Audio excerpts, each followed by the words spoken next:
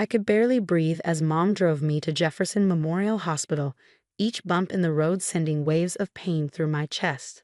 My name is Sophia, and at 15, I'd become an expert at hiding pain. But this time was different. This time, even I couldn't hide the damage Tom, my stepdad, had done. "Remember what we talked about?" Mom whispered, her knuckles white on the steering wheel. "You fell down the stairs while carrying your laundry basket. That's all. We can't afford any questions, Sophie. Tom's medical insurance covers all of us." I nodded slightly, trying not to move my chest. The stairs story was becoming our family's greatest hit, played on repeat every few months when Tom's anger got the better of him. But stairs don't leave perfect boot-shaped bruises, and they don't target the same spots Tom did when he was teaching me respect.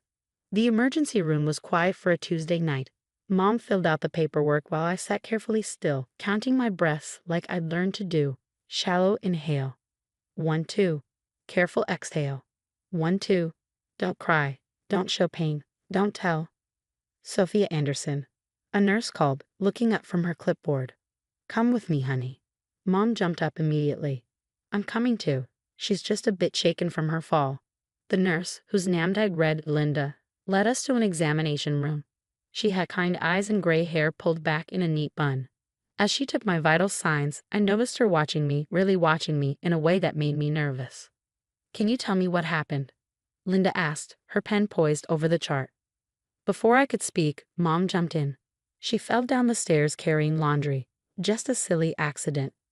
Linda's eyes never left my face. "Sophia, I need to check your ribs. Can you lift your shirt for me?" I hesitated, knowing what she'd see. The fresh bruises from today mixed with older ones in various stages of healing. Mom stepped forward, as if to stop the examination, but Linda's firm look made her step back. As I lifted my shirt, Linda's sharp intake of breath was the only sound in the room. The bruises painted a map of violence across my torso, boot marks clear as day, fingerprints on my arms, and the distinctive shape of a belt buckle on my back. "These aren't from stairs," Linda said quietly, her fingers gently probing my ribs. When I winced, she nodded to herself. "We need x-rays." "Now, is that really necessary?" Mom protested weakly. "She's just bruised." "Mrs. Anderson, your daughter has difficulty breathing and significant bruising. X-rays are non-negotiable." The radiology department was one floor up. As they positioned me for the chest x-rays, I caught sight of myself in the machine's reflective surface. I looked small and broken, like a bird that had flown into a window too many times. "Stay very still," the technician instructed, stepping behind the protective barrier. The machine hummed to life, its mechanical eye seeing through skin and muscle to the truth beneath. I closed my eyes, thinking about how Tom had laughed earlier when I crumpled to the floor. "Get up," he'd said. "Stop being dramatic." But I couldn't get up. Not this time. The pain was too intense, breathing too difficult. For once, even Mom had looked scared. Back in the examination room, we waited for the results. Mom kept checking her phone, probably getting angry texts from Tom wondering where we were. She told him we were going grocery shopping. Another lie in our house of lies. Dr. Sarah Chen walked in, her face serious as she clipped several x-rays to the light box on the wall. "Mrs. Anderson, Sophia, we need to discuss these results." She pointed to the images, her finger tracing white lines across my rib cage. "These are your current fractures," she said, indicating 2 clear breaks. Then her finger moved to other fainter lines. "And these are previously healed fractures. I count 7 distinct breaks in various stages of healing, some potentially months or years old." Mom's face went pale. "That's impossible. She's just clumsy. She falls." "Mrs. Anderson," Dr. Chen interrupted, her voice firm but gentle. "These injuries are not consistent with falls. The pattern and placement indicate repeated trauma, intentional trauma." I stared at the x-rays, at the story they told in stark black and white. No amount of lies could explain away what the machine had seen. My secrets were exposed, written in broken bones and healing fractures. "I'm legally required to report this," Dr. Chen continued, reaching for her phone. "I've already contacted our hospital social worker, and we'll need to speak with the police." "No." Mom stood up, panic in her eyes. "You don't understand. We can't. Tom will." "Tom?" Dr. Chen's eyes narrowed, making a note. "Your husband." In that moment, watching Mom struggle between protecting her husband and protecting her daughter, I made a decision. For 3 years, I'd kept their secrets, swallowed their lies, hidden their truth. But the X-ray machine had given me something I'd never had before. Proof. Yes, I said, my voice stronger than I expected. Tom did this. All of it. The next few hours became a whirlwind of activity. Police officers arrived, speaking in hushed tones with Dr. Chen, while a social worker named Ms. Martinez sat with me. Mom paced the small room like a caged animal, alternating between pleading looks at me and frantic texts to Tom. Your x-rays tell a story, Ms. Martinez said gently, showing me a detailed report. Each fracture has a timeline. We can match them to specific incidents. Would you like to tell me about them? I stared at the dates listed on the report. March 15th, 3 broken ribs when Tom found out I joined the school drama club without permission. July 8th, fractured collarbone for coming home 10 minutes late. December 24th, 2 cracked ribs. Christmas Eve when I'd accidentally dropped his favorite coffee mug. He said no one would believe me, I whispered, touching the paper where my broken bones were documented in clinical detail. He said I had no proof. You have proof now, Ms. Martinez assured me. The x-rays don't lie. A commotion outside the room drew our attention. Tom's voice boomed down the hospital corridor. Charm turned up to maximum. I'm looking for my stepdaughter, Sophia Anderson. My wife called about an accident. Mom rushed to the door, but 2 police officers blocked her path. Through the small window, I could see Tom's familiar figure, still wearing his work suit, his face a mask of concerned parenthood. Sir, one officer said, we need you to come with us. Tom's facade cracked slightly. What's this about? My daughter had a fall. I'm here to take her home. Dr. Chen stepped forward, holding my x-rays. Mr. Anderson, these images show a pattern of abuse spanning approximately 3 years. Would you care to explain the boot-shaped bruises on your stepdaughter's ribs? The change in Tom's expression was instant. The charm vanished, replaced by something dark and familiar. The face I'd seen countless times before pain exploded in my body. This is ridiculous, he snarled. She's clumsy. Always has been, Sarah. Tell them. Mom stood frozen, looking between Tom and the x-rays Dr. Chen held. I could see the moment reality finally broke through her protective shell of denial. 7 healing fractures, Mom whispered, mostly to herself. 7 times you, and I let you. Mrs. Anderson, Officer Reynolds said quietly, we found the belt in your home. The buckle matches the marks on your daughter's back perfectly. Your husband is under arrest. As they led Tom away in handcuffs, he kept his eyes locked on me through the window. You'll regret this, he mouthed silently. But for the first time, his threats felt empty. He couldn't hurt what the x-rays had already exposed. Dr. Chen supervised as a nurse wrapped my ribs carefully. You'll need to follow up with our orthopedic specialist, she explained. And Sophia? We're also referring you to Dr. Patel, one of our best trauma counselors. What happens now? I asked Ms. Martinez, watching Mom sink into a chair, her face buried in her hands. You'll need a safe place to stay while we investigate, she replied. Is there family you can go to? I thought of my Aunt Kate, Mom's sister who Tom had forbidden us from seeing 2 years ago. My auntie lives 2 hours away. Ms. Martinez nodded, already dialing. We'll contact her. In the meantime, you'll stay in our pediatric ward. You need rest and monitoring for those ribs anyway. Later that night, in the quiet hospital room, Mom finally broke her silence. I didn't want to see it, she admitted, her voice raw. Every time you got hurt, I made excuses. Told myself it couldn't be what it looked like. I failed you, Sophie.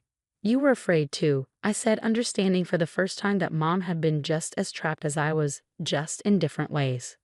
Fear isn't an excuse, she replied firmly. I'm your mother. I should have protected you. But I promise you this, I'll never fail you again. The room's TV was playing quietly in the background when breaking news interrupted the regular program. My stomach dropped as I saw Tom's face on the screen. Local businessman Thomas Anderson was arrested today on charges of child abuse, the reporter announced. Sources say medical evidence, specifically X-ray images, revealed a long-term pattern of physical abuse. Mom quickly turned off the TV, but I stopped her. No, I said. Let it play. Everyone should see who he really is. The night nurse brought me pain medication and a small pudding cup. As she checked my vitals, she smiled warmly. You know what we call x-rays in the medical field? Truth tellers, because bones don't lie and they never forget. I looked down at my wrapped ribs, thinking about all the secrets they'd kept and finally revealed. Tom had been right about one thing. Nobody would have believed just my word against his. But he'd forgotten that the truth has a way of coming to light, sometimes through the most unexpected means. My ribs ached with each breath, but each pain reminded me I was free. The X-ray machine had seen what everyone else had missed, and its silent testimony had finally given me a voice. 6 months later, I sat in a courthouse, my ribs fully healed but my memories still sharp. The prosecutor had built a strong case around my X-rays, which now hung on large displays for the jury to see. Each image told its own story, each healed fracture a testament to survival. Aunt Kate sat beside me, her hand steady on my shoulder. After that night in the hospital, she'd taken both Mom and me in, helping us rebuild our lives piece by piece. Her home had become our sanctuary, a place where sudden movements didn't make me flinch and where closed doors stayed unlocked. The evidence before you, the prosecutor addressed the jury, shows not just one incident of abuse, but a calculated pattern spanning years. The X-rays tell us what this child couldn't, a story of systematic violence hidden behind closed doors. Tom sat at the defense table, his expensive suit unable to hide how jail had diminished him. He tried to claim the injuries were from my reckless behavior and attention-seeking stunts, but the medical experts had thoroughly demolished those lies. Dr. Chen testified about the night everything changed, her voice clear and professional. The pattern of injuries was inconsistent with accidental trauma. The boot marks on her ribs matched the defendant's work boots exactly. Most telling were the historical fractures, each one documented in the X-rays like chapters in a book of abuse. Mom's testimony had been harder to watch. She'd broken down on the stand, admitting her role in hiding the abuse. I thought I was protecting our family, she'd sobbed. But I was just protecting him while he hurt my baby. The trial had made headlines not just for the abuse but for how it was discovered. X-ray justice, the papers called it. Medical schools were already using my case to train doctors about spotting signs of abuse. Child protection agencies updated their protocols to include comprehensive imaging in suspected abuse cases. When it was my turn to give my victim impact statement, I stood slowly, facing the jury rather than Tom. For 3 years, I lived in fear. I began. Every day was a countdown to the next injury, the next lie, the next cover-up. But machines don't lie. X-rays don't make excuses. They simply show the truth, even when people refuse to see it. The jury took only 2 hours to reach their verdict. Guilty on all counts. As the judge prepared to announce sentencing, Tom's attorney made one last plea for leniency. Your Honor, my client has no prior criminal record. No. The judge interrupted, holding up one of my X-rays. He just wasn't caught. 20 years, with no possibility of parole for 15. The evidence of long-term abuse is literally written in the victim's bones. Outside the courthouse, reporters gathered with their cameras and microphones. The case had sparked a national conversation about domestic violence and medical evidence.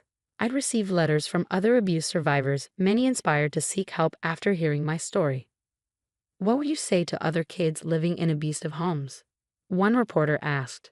I thought carefully before answering. Truth leaves marks. Maybe not always visible ones, but they're there. And sometimes it takes a machine to show what humans don't want to see. Don't stop trying to tell your truth. Mom had started working at a domestic violence shelter, using our story to help other families escape abuse. She learned to forgive herself, though the guilt still surfaced sometimes. Every X-ray was a cry for help, she told me once. I just didn't want to hear it until someone else showed me how to listen. Aunt Kate helped us find our own apartment near her house, close enough for support but separate enough for independence. My new room had wide windows and no locks on the door. On the wall hung a framed X-ray, my last one, showing fully healed ribs. Why keep it? Mom had asked when I framed it. Because it's the one that saved us, I'd explained. It's not just a picture of broken bones, it's a picture of breaking free. Today, I'm starting my junior year of high school. The nightmares are less frequent now, thanks to therapy and time. I joined a support group for teenage survivors where we talk about healing, both the physical and emotional kinds. Dr. Chen still checks on me occasionally. Last week, she invited me to speak to a group of medical students about recognizing signs of abuse. Your case changed protocols, she told me. Now we know better what to look for, what questions to ask, what lies might hide behind accidents and falls. The final X-ray still hangs on my wall, a reminder not of pain but of liberation. Sometimes late at night, I look at it and think about how something as simple as a machine seeing through flesh to bone changed everything. Tom had been right about one thing. No one would have believed just my word against his. But he never counted on science having my back. My ribs are strong now, fully healed and ready to support whatever comes next. Each breath is a reminder. I am free, I am safe, and my truth is finally seen, written in the unshakable evidence of my own bones.